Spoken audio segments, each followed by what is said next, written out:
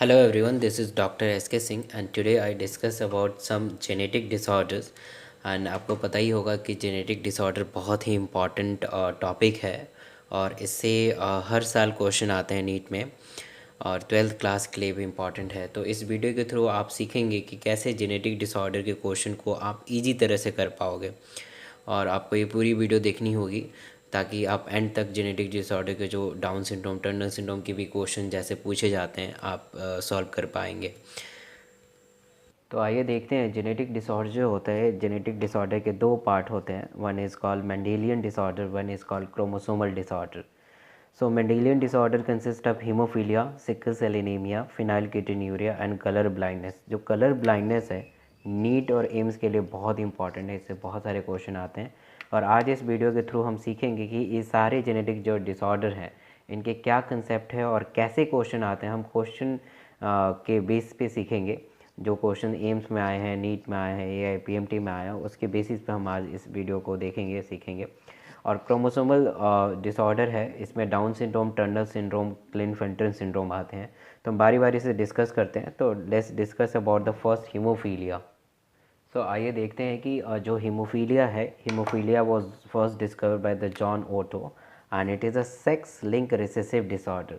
Sex link recessive disorder का मतलब क्या होता है कि दो हमारे क्रोमोसोम होते हैं एक्स एंड वाई, ये मेल के हो गए और एक्स एक्स फीमेल के हो गए। तो ये जो सेक्स क्रोमोसोम है इस पे ये जेनेटिक डिसऑर्डर होता है, इस पे ये कंसेंट होता है and which show its transmission from unaffected carrier female.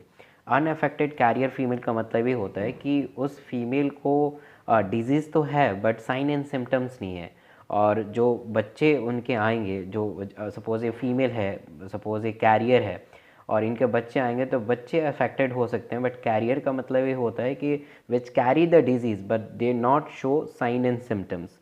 ठीक है, तो ये लाइन बहुत ही इंपॉर्टेंट है, which show its transmission from unaffected carrier female to the male progeny. इससे आया हुआ क्वेश्चन है। और आखिर हीमोफीलिया क्यों हो जाता है? जितने भी जेनेटिक डिसऑर्डर्स हैं वो हमारे एम्ब्रॉनिक डेवलपमेंट के कुछ सेल्स और सेल डिवीजन के वजह से ही हो जाता है।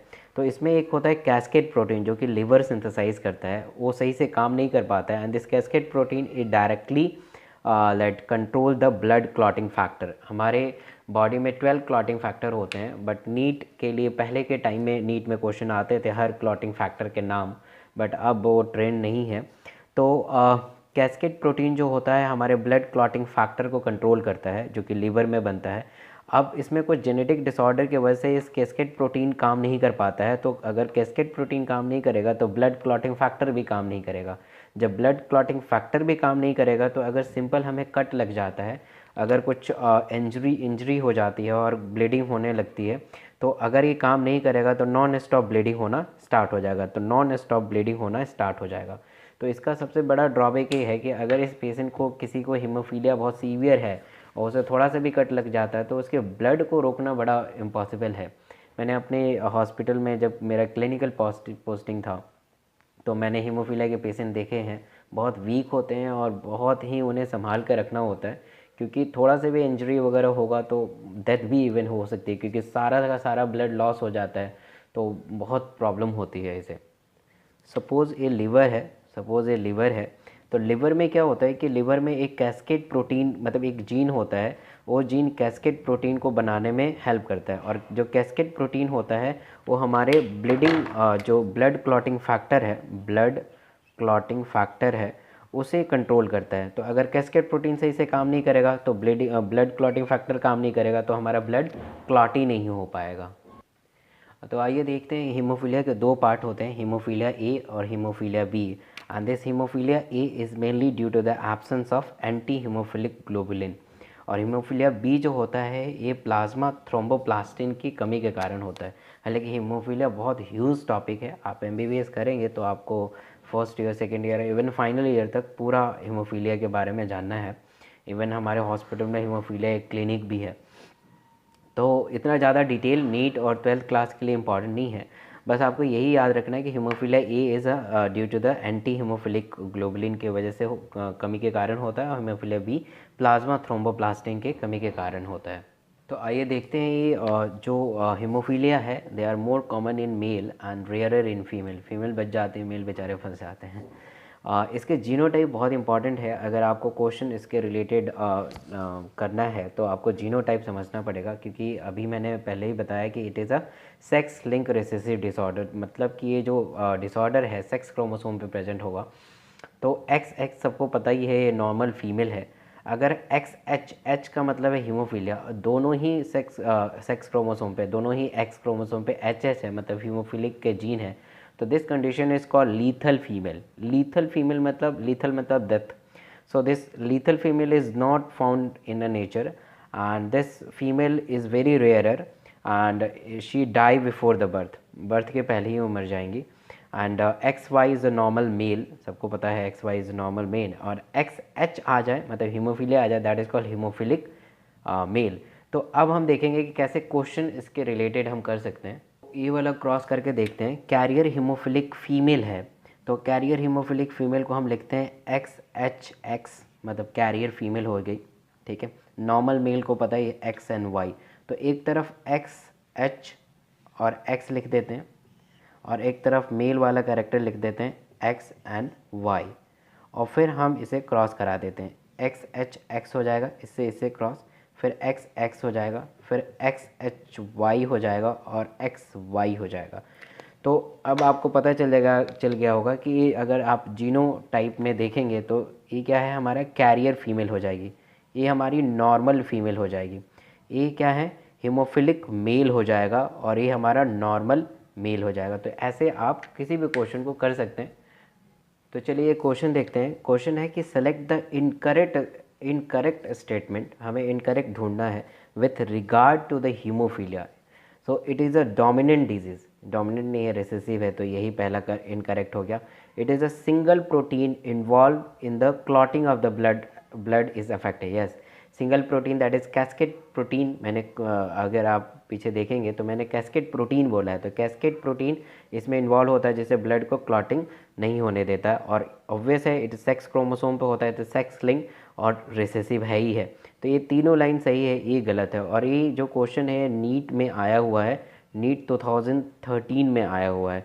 तो आप समझ सकते हैं कि कितना इंपॉर्टेंट बेसिक चीज़ है और क्वेश्चंस कितना इंपॉर्टेंट है। चलिए ये क्वेश्चन हम देखते हैं। क्वेश्चन आया है कि haemophilic man marry a normal female and their offspring will be. तो हम हीमोफिलिक मैन को बना लेते हैं एक्स एच वाई, ये हीमोफिलिक मैन है, और उसकी शादी किसी नॉर्मल फीमेल से हो जाती है, नॉर्मल फीमेल से हो जाती है। तो एक तरफ हम एक्स एच वाई लिख देते हैं, और एक तरफ हम नॉर्मल फीमेल का जीनोटाइप लिख देते हैं। तो इसे क्रॉस करेंगे एक्स एच एक्स, फिर इससे इससे हो जाएगा एक्स वाई, फिर इससे X X and X Y. तो पहला ऑप्शन देखते हैं, ऑल हीमोफिलिक। नहीं, कोई भी, मतलब ऑल तो हीमोफिलिक नहीं है, ये कैरियर है, ये नॉर्मल है, तो ये ऑप्शन गलत हो गया। फिर दूसरा ऑप्शन ऑल बॉयज़ हीमोफिलिक, तो बॉयज़ में देखें तो नहीं, ऑल बॉयज़ नॉर्मल, तो ये भी गलत हो गया। फिर देखते हैं कि तीसरा ऑप्शन है ऑल गर्ल हीमोफिलिक, तो जो गर्ल हैं, दो ही गर्ल बन रही हैं, और ये कैरियर है, हीमोफिलिक तो है ही नहीं, तो ये भी गलत हो गया। तो ऑल नॉर्मल, ऑल नॉर्मल इसलिए हो गया कि कैरियर फीमेल है, जीन है, बट उसके साइन एंड सिम्टम नहीं है। अभी मैंने बताया था कि कैरियर फीमेल का मतलब होता है कि which carry the gene for the disease, when she pass to the offspring, तो उसके ऑफ स्प्रिंग में डिजीज़ हो सकता है, बट कैरियर में साइन एंड सिम्टम नहीं होते हैं। तो आंसर ये हो जाएगा हमारा ऑल नॉर्मल। तो चलिए आइए देखते हैं दूसरा जो हमारा genetic disorder, that is called sickle cell anaemia. तो सिकल सेल एनीमिया सबसे पहली बात कि ऑटोसोमल लिंक रिसेसिव डिसऑर्डर होता है। ऑटोसोमल लिंक रिसेसिव डिसऑर्डर का मतलब होता है कि हमारे दो टाइप के क्रोमोसोम होते हैं, one is called sex chromosome, one is called autosomal chromosome. Sex chromosome में एक्स एंड वाई होता है, और बाकी जितने भी क्रोमोसोम बच गए वो हमारे ऑटोसोमल क्रोमोसोम होते हैं। जैसे टोटल नंबर ऑफ क्रोमोसोम 46 होता है, तो इसमें वन पेयर हमारे सेक्स क्रोमोसोम होते हैं, बाकी हमारे ऑटोसोमल क्रोमोसोम होते हैं। तो ऑटोसोमल जो क्रोमोसोम होते हैं, they are important for the control the all physiological function like digestion, absorption, circulations, rather than determination of sex. Determination of sex are mainly responsible by the sex chromosome, whereas the autosomal chromosomes are mainly concerned for the that's maintain the normal physiology of the human being. So it is autosomal link recessive disorder which transmitted from parents to offspring when both partners are carrier for the gene. जब दोनों ही partner mail और female carrier होंगे तभी उनके बच्चों में ये disease transfer होगा, अदरवाइज ये नहीं होगा। तो मेन इसका कंसेप्ट ये है कि ये आखिर कैसे होता है। तो हमारी हीमोग्लोबिन में दो टाइप के चेन होता है। जैसे ये हीमोग्लोबिन है तो they consist of the alpha chain and the beta chain.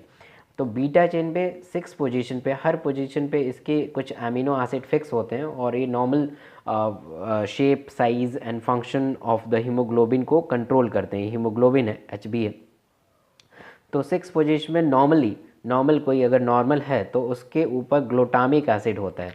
तो on the 6 position of the beta chain of haemoglobin glutamic acid is present by the some mutation. मैं म्यूटेशन नेक्स्ट वीडियो में discuss करूँगा कि क्या होता है mutations. अभी के लिए समझ लीजिए म्यूटेशन को चेंजेस करता है। तो म्यूटेशन क्या करेगा कि इस ग्लूटामिक एसिड को चेंज करके वलीन में कन्वर्ट कर देगा। ये वलीन में कन्वर्ट हो जाएगा। अब ग्लूटामिक एसिड नहीं है, अब क्या है हमारा वलीन है on the 6 position. Same position है और सेम है बीटा चेन ऑफ हीमोग्लोबिन है। तो जैसे ही वलीन में कन्वर्ट होगा, जो हमारे आरबीसी होते हैं, आरबीसी का नॉर्मल जो शेप और साइज़ होता है वो ख़राब हो जाएगा, ऑल्टर हो जाएगा और they become the sickle shape. They become the sickle shape. तो नॉर्मल जो शेप होता है बाई कनकेव इन नेचर होता है लाइक दिस, बट अब ऐसे नहीं होगा, सिकल शेप हो जाएंगे and the sickle shape of RBC is cannot pass into the normal blood capillary.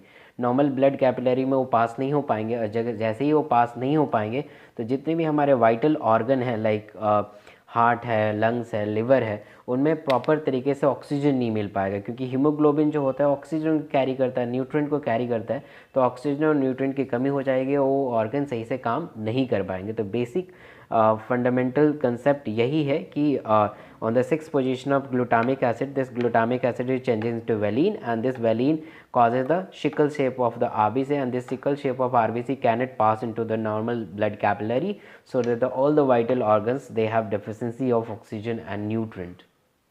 तो देखते हैं जो डेथ हो जाता है ऑर्गेनिज्म का, it is due to the acute anaemia that is like decrease the RBC count, decrease the haemoglobin count, उससे death हो सकती है। और इसके जीनोटाइप इंपॉर्टेंट है HbA और HbA that is normal male भी हो सकती है क्योंकि हीमोग्लोबिन मेल और फीमेल में दोनों एक ही होते हैं, कोई डिफरेंस नहीं होता है। तो इसलिए कोई मेल और फीमेल नहीं है। और मैंने पहले ही बताया कि ये ऑटोसोमल डिजीज़ है तो सेक्स से कोई लेना देना नहीं है। कैरियर का मतलब होता है कि अगर कोई भी एक जीन प्रेजेंट हो, एस मतलब सिकल सेल एनीमिया, तो HbS और HbA दैट इज़ कैरियर में भी मेल और मे भी फीमेल, और HbS और HbS दोनों के ऊपर हीमोग्लोबिन के ऊपर SS आ जाए तो that is called sickle cell anaemic. It may be male और मे बी फीमेल। तो देखते हैं क्वेश्चन है कि कैरियर फीमेल की शादी अगर कैरियर मेल से हो जाती है तो कैरियर फीमेल को हम डिनोट करते हैं HbA और HbS, और इसे हम डिनोट करते हैं HbA और HbS, दोनों ही कैरियर हैं। तो एक तरफ मैंने ये वाला लिख दिया HbA और HbS और एक तरफ ये वाला लिख दिया HbA और HbS, दोनों को क्रॉस किया HbA और HbA हो गया, HbA और HbS, यहाँ पे HbA और HbS और HbS और S। तो ये तो हमारा हो गया सिकल सेल एनीमिक। ये हमारा कैरियर हो जाएगा, ये नॉर्मल हो जाएगा आइदर मेल और फीमेल, और ये भी कैरियर हो जाएगा। तो चलिए देखते हैं क्वेश्चन। दूसरा क्वेश्चन है sickle cell anaemia it is causes by substitution of valine by the glutamic acid. तो कितना क्लोज क्वेश्चन है, अगर आप ध्यान से नहीं पढ़ेंगे तो क्वेश्चन गलत भी हो सकता है। तो एक्चुअली क्या होता है, इट्स अ वेलिन नहीं है, एक्चुअली नॉर्मली हमारा ग्लूटामिक एसिड होता है। जैसे मैंने अभी पीछे बताया था, glutamic acid is changes into the valine, ठीक है। Glutamic acid is mainly present which is change into the valine. तो वेलिन ये ऑप्शन गलत हो गया। It is caused by change in the single base pair of the DNA। It is that's example of point mutation. Point mutation एक single base पे mutation होता है। दूसरा question, it is characterise by elongation of sickles like RBC with nucleus. RBC के पास कभी भी nucleus नहीं होता है, तो ये गलत हो गया। फिर it is a autosomal dominant traits, नहीं ये ऑटोसोमल डोमिनेंट ट्रेट्स नहीं है। It is a autosomal dominant traits नहीं है ये, क्योंकि ऑटोसोमल रिसेसिव ट्रेट्स है ये ऑटोसोमल रिसेसिव ट्रेट्स है। अगर आप पीछे देखेंगे तो मैंने लिखा था कि ऑटोसोमल रिसेसिव ये डिजीज़ है। और एक क्वेश्चन AIPMT में आया है, AIPMT is same as NEET 2009 में, तो सोच सकते हैं कितना इम्पोर्टेंट कंसेप्ट है। तो आइए हम दूसरा जेनेटिक डिसऑर्डर डिस्कस करते हैं, that is called phenylketonuria. So phenylketonuria is example of inborn error of metabolism. Inborn error of metabolism means क्या कि ये बर्थ के साथ साथ होता है और ये मेटाबॉलिक डिजीज़ को कंसर्न है, मीन्स मेटाबॉलिज्म डिस्टर्ब हो जाएगा। और ये क्या है, homozygous recessive autosomal allele present on the chromosome number 12। ये क्वेश्चन आया हुआ है कि ये जो फिनाइलकीटोन्यूरिया है वो कौन से क्रोमोसोमल के डिस्टर्बेंस से होती है, that is chromosome number 12, and it is caused by the deficiency of this enzyme phenyl alanine hydrolase. Mainly ये एंजाइम जो होता है लिवर में सिंथेसाइज होता है। तो नॉर्मली क्या होता है कि फिनाइल एलिलीन जो कि अमीनो एसिड से बनता है, नॉर्मली वो टायरोसिन में कन्वर्ट होते रहता है, मगर इस पेशेंट के पास ये एंजाइम नहीं होता है। तो जब ये एंजाइम नहीं होगा तो फिनाइल एलेनिन टायरोसिन में कन्वर्ट नहीं हो पाएगा।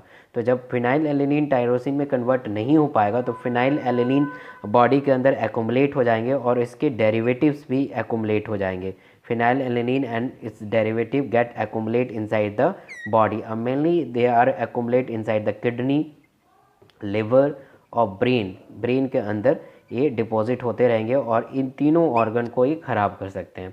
तो इससे क्या हो सकता है कि अगर मान लीजिए ब्रेन में ये डिपॉजिट होगा तो हमारा मेंटल रिटार्डनेस हो सकता है, हाइपोपिगमेंटेशन हो सकता है, स्किन और हेयर्स के डिस्टर्बेंस हो सकते हैं, किडनी फेलियर हो सकता है, लिवर सही से काम नहीं कर सकता है।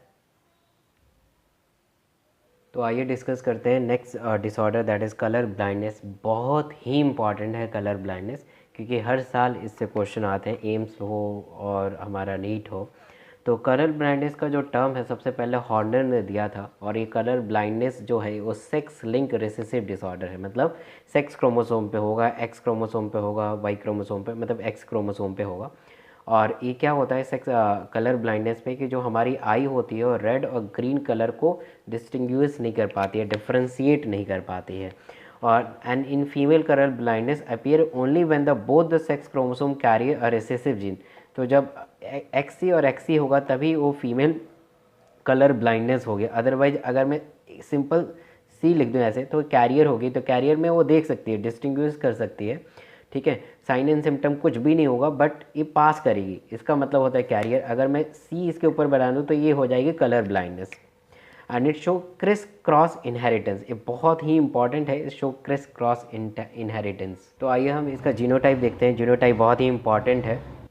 तो जीनोटाइप में अगर XX है तो नॉर्मल फीमेल है, XCX है तो that is called carrier female, और XCXC है तो कलर ब्लाइंड वो फीमेल होगी, और XY नॉर्मल मेल, और XCY that is called colour blind mail.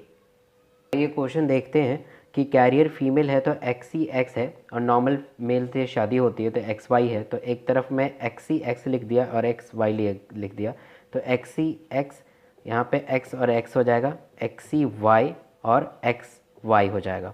तो XCX हो रहा है तो ये क्या हो जाएगी, हमारी कैरियर फीमेल हो गई, ठीक है।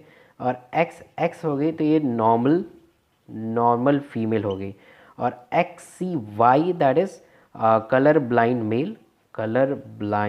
मेल, ठीक है, और XY that is called normal male. तो ऐसे हम इस क्वेश्चन को कर सकते हैं। तो आइए क्वेश्चन देखते हैं। ये AIPMT 2015 में आया है, 2015 में आया है ये AIPMT में। तो क्वेश्चन है, a colour blind man marry female with the normal sight, female में कोई प्रॉब्लम नहीं है, and who has no history of the colour blindness is her family, मतलब फीमेल के साइड में कोई प्रॉब्लम नहीं है। So what is the probability of grandson being a colour blind. तो नील है, ऑप्शन है बी 0.25 और 0.5 और 1। तो सबसे पहले हम इनका केस देख लेते हैं। तो XCY that is colour blind man is married with the normal female XX, ये क्रॉस है XX। तो एक तरफ मैंने मेल लिख दिया, मतलब जो कलर ब्लाइंड है XC, और वाई एक तरफ ही लिख दिया। तो इनके जो बच्चे आए, अभी इनके सन है, ग्रैंड सन क्वेश्चन है, तो सन में देखेंगे कि इनकी जो बेटी होगी ये दोनों कैरियर होगी और बेटे नॉर्मल होंगे। तो नॉर्मल तो छोड़ देते हैं, अब बेटी का देखते हैं।